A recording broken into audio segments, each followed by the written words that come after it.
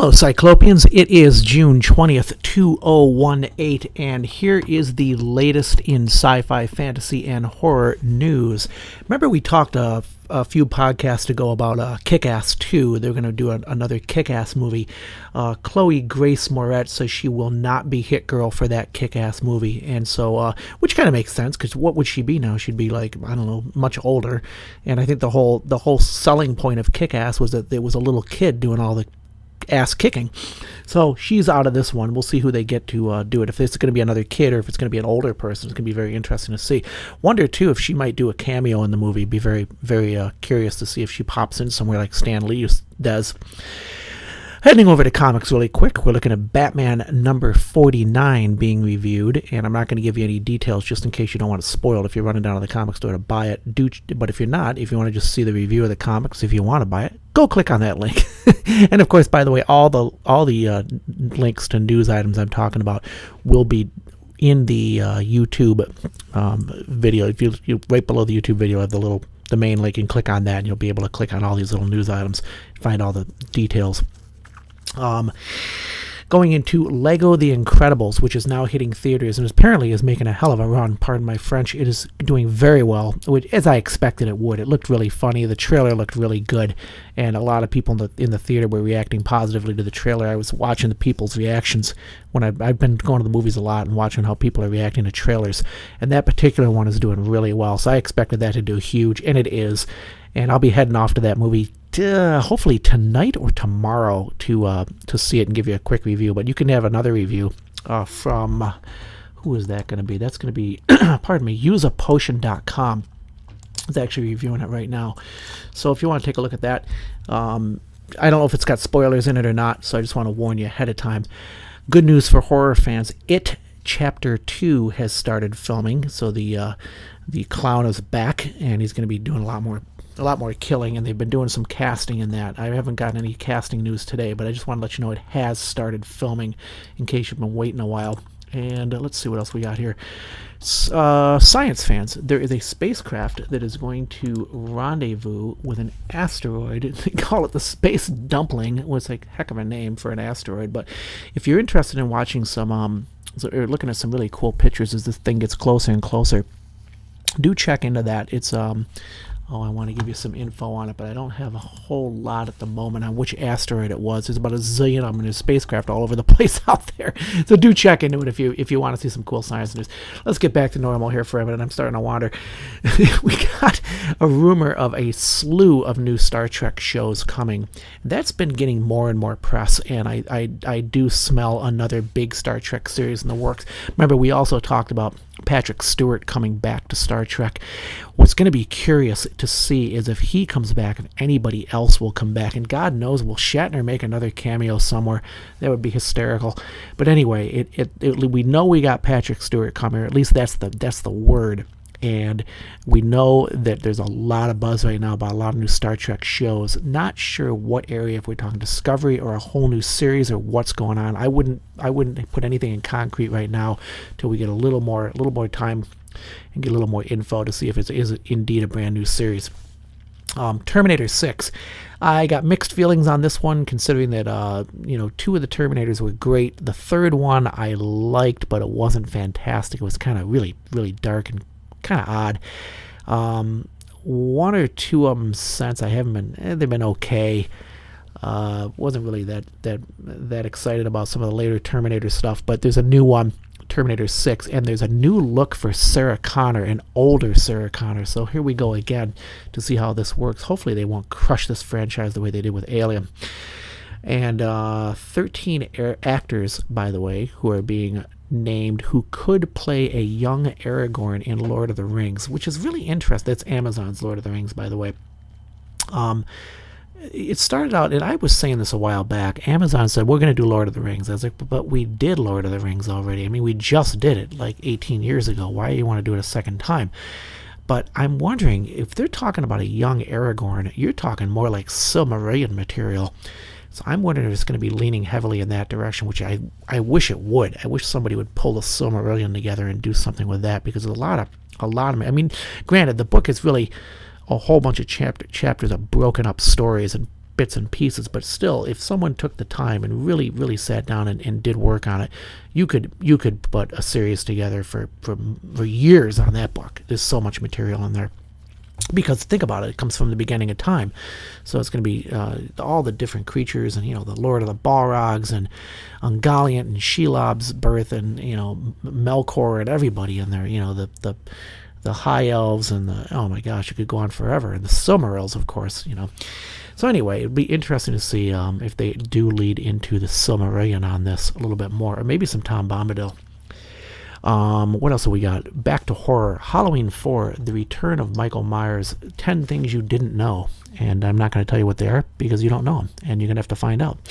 And you can also take a Freddy Krueger one-liner quiz. Freddy Krueger, I forgot about that. He's famous for one-liners in the movies. In all those movies, he has these crazy one-liners the way Schwarzenegger did. Krueger doesn't say a whole lot, but what he does is pretty darn funny when he does it, and pretty on point for the scene at the time. So this is a great little quiz. If you think you know your Nightmare on Elm Street or Freddy Krueger, take this quiz and see if you can beat it. More horror news. This looks really cool, and I know I'm kind of jumping ahead on this one.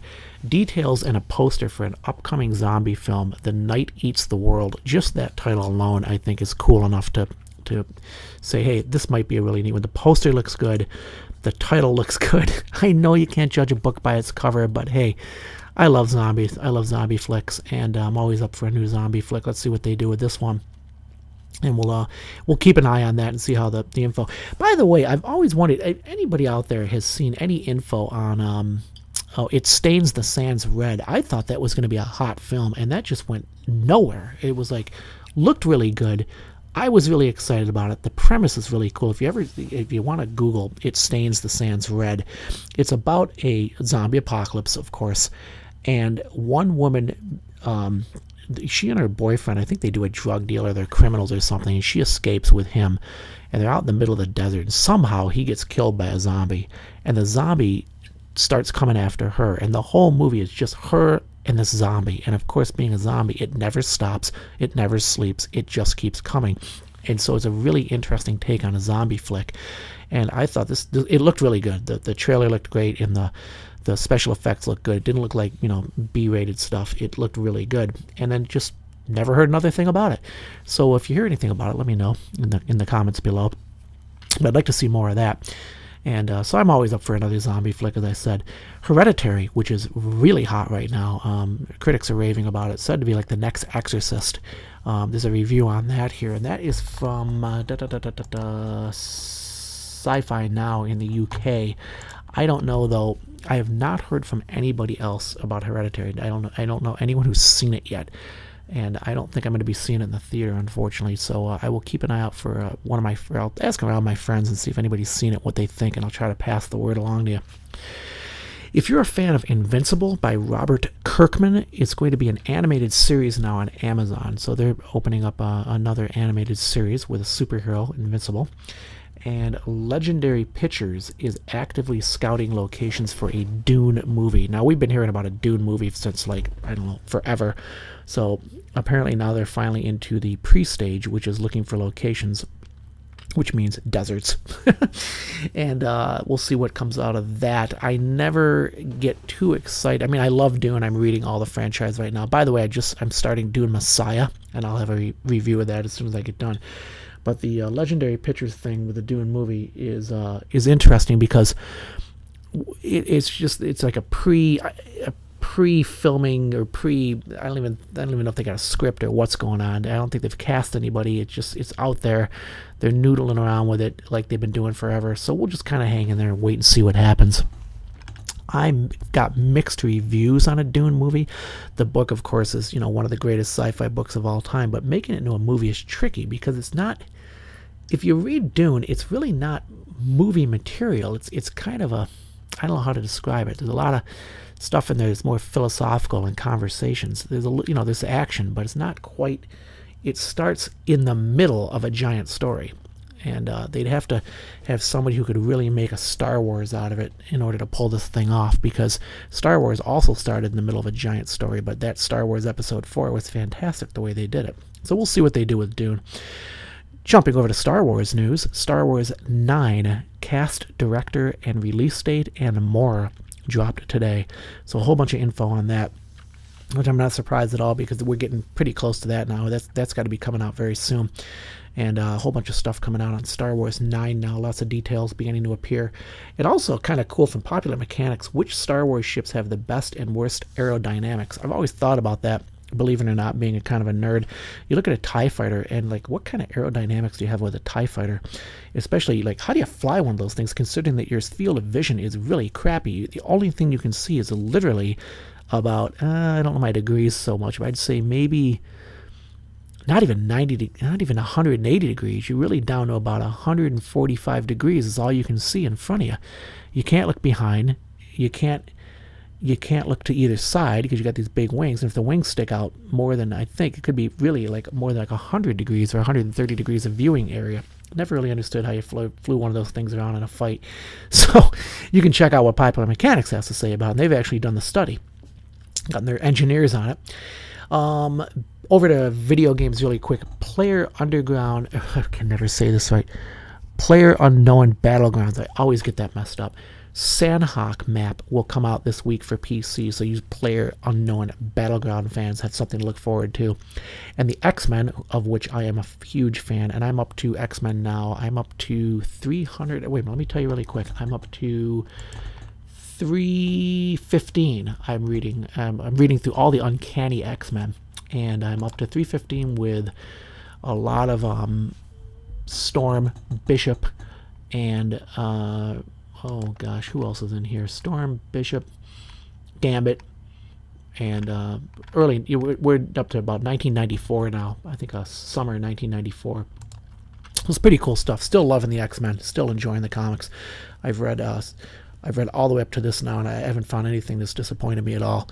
And I'm really enjoying this. I don't know if anybody would. I've heard some people complain about the 90s, but I'm totally enjoying them. My review in simple format is the comics are great. And if you haven't been able to, if you want to read them and you want to read them for free, go to readcomiconline.com. Let me see what the address is. readcomiconline.to, like to, readcomiconline, one word, .to. And they've got millions of comics up there, and they're all free. And if you're on a computer, you got a big screen. They're not hard to read. They're a little tricky on the phone. Like if you got a smartphone and you're trying to read them there, I don't think the setting is that great for a smartphone, but on a computer, it's really, really nice. So not a bad format. And of course, they're all free. What can you say? Free is good. Jumping over to Wonder Woman, there's a new image of her costume, the Wonder Woman 1984 costume. Some images of that coming out. And remember yesterday we were talking that Gal Gadot had, so there was some images of her doing some footage, some shoots. She was on strings and they were holding her in the air and doing all this stuff. And so you're getting some backstage or some stage shots now, and they're starting to let some of the shots pre-special effects being set in there, so you can get the idea what the costumes look like or who she might be fighting or how this thing's going to work. Predator is going to unload a whole bunch of info at the San Diego Comic-Con, which of course is right around the corner.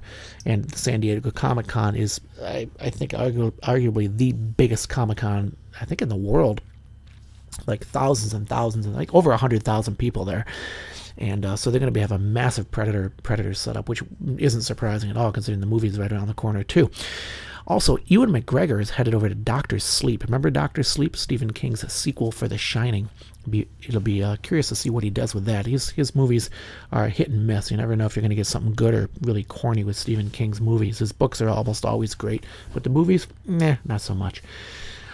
New horror movie though. If you want to talk quality horror, you want to talk something that people are going to talk about for years, that directors are going to stand in awe of, check out this new horror movie, Clownado. A combination of clowns and tornadoes. You thought Sharknado was good? Clownado. Killer clowns coming down out of the sky. God, I can't think of anything I'd rather see more. To tell you the truth, it does sound like a lot of fun. I will keep you apprised of this, of all the doings on this as we get closer to the great release of Clownado. And if you're looking for a free video game or something new to play, check out Steam. steamgames.com or steam.com. Swords and Soldiers HD is free today, so quick, go over there and load that on your computer while you can. And there's also a review of Splatoon 2's Albacore Hotel map, if you're looking for something there. Splatoon 2 looks like a blast, and I'd like to see more on that game. Love the graphics on that, by the way. Another live-action Teenage Mutant Ninja Turtles movie coming. I think I mentioned that previously about 4 or 5 podcasts ago, but I just wanted to bring that back out again, because sometimes they'll mention it and then they kind of let it sit on the shelf and then they see how people think and they just let it die. But no, this is going to happen. Teenage Mutant Ninja Turtles will have a second movie. And for you Funko figure collectors, Star Wars Clone Wars figures are out now. Some, though, are just going to be San Diego Comic-Con unique to that, so you will not be able to get them unless you are at the San Diego Comic-Con, but others will not. You'll be able to get a few of them outside of the Comic-Con. And I think that's going to be it for now. I will try to get out to a movie tonight, hopefully The Incredibles, and let you know what I think, or it will be Hotel Artemis, which I hear pretty good things about, which is a dystopian film with a lot of action and killing and fun. And we will be back to you very shortly. In the meantime, have a great day.